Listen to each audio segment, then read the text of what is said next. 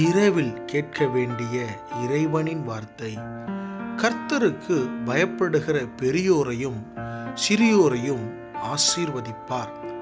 சங்கீதம் 115 அதிகாரம் 13 ஆம், எனக்கு பிரியமான என் அன்பு தேவஜனமே, ஆண்டவராகிய இயேசு கிறிஸ்துவின் நாமத்தில் இந்த ராத்திரி வேளையில் உங்களை சந்திப்பதில் நான் மிக்க மகிழ்ச்சி அடைகிறேன்.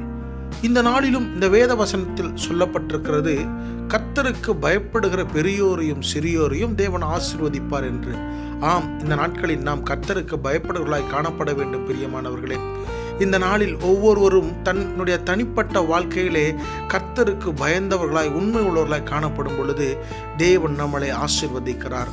அவர் நம்மை மாத்திரமல்ல, நம்முடைய குடும்பத்தை நம் நிமித்தமாய் அவர் ஆசீர்வதிக்க விரும்புகிறார்.